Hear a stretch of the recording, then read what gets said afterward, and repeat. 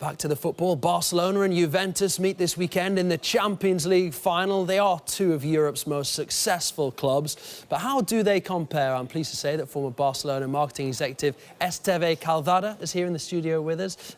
He's been looking at both sides. Esteve, wonderful to see you today. The first thing to talk about, I suppose, is finances. Both of these teams, Juventus and Barcelona, giants of world football. But how do they compare? Yeah, I would say that Juventus used to be giant and is on his way back up. But in terms of comparison of revenues, obviously they are still playing different leagues.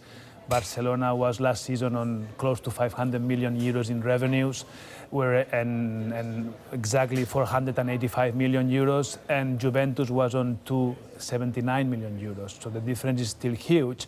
But what we can see is that in the last 3-4 years, Barcelona income has somehow flattened for obvious reasons because they were already at a high, whereas Juventus, behind a plan, a very concrete strategic plan, have managed to almost double the revenue. So the difference is still huge, but I would say Juventus is catching up. We all know about Barcelona's moves in the transfer market, the big money that they spend. We know that yourself, you look after players as well as an agent, but Luis Suarez was the big marquee transfer signing for them last year. How does it compare with Juventus's spending in recent seasons? I think that we can have a proper comparison here because it's true that last season was very extraordinary for FC Barcelona because they were ahead of a potential ban by FIFA. So this together with the fact that they were doing a new team to come back and win.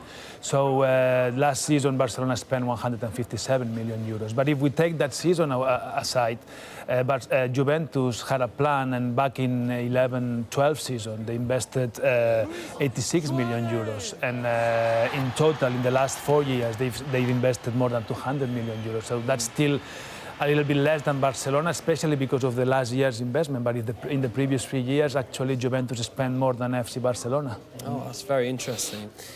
What about the following of these big clubs? Because with social media, particularly these days, support of clubs is a little bit easier to gauge then, isn't it? So what about their popularity?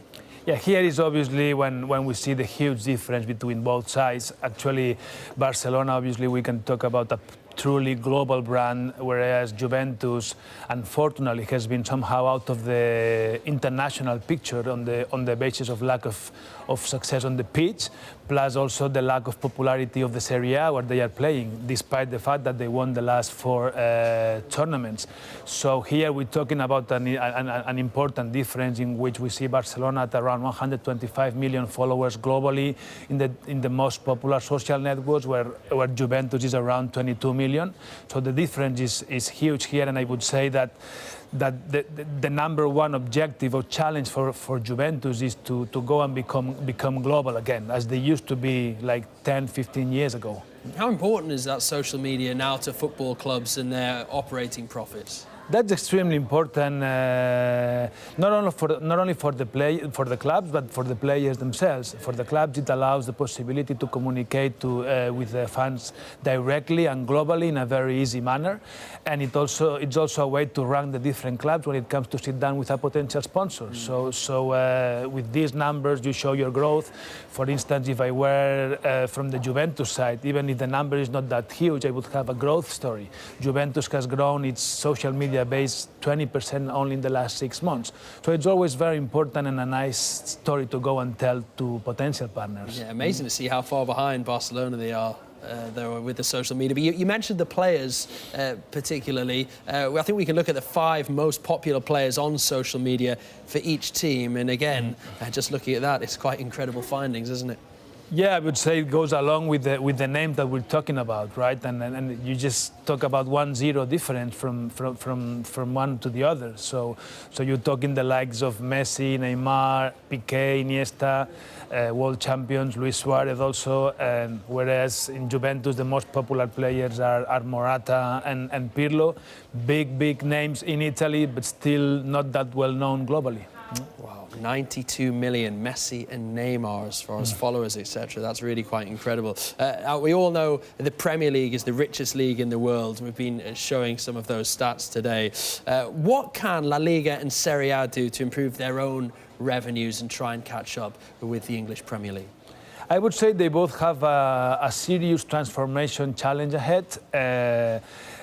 For La Liga, I would say the number one challenge is the move from individual TV rights sales into centralized TV rights sales in a way that more money will flow into the smaller teams, and that will allow those smaller teams to come up with better players and be able to compete with the likes of Barcelona and Real Madrid, right? When we talk about Serie A, I think here is more difficult, and probably what the clubs need to do is similar to what Juventus has done, and the number one investment, I would say, needs to go to stadium.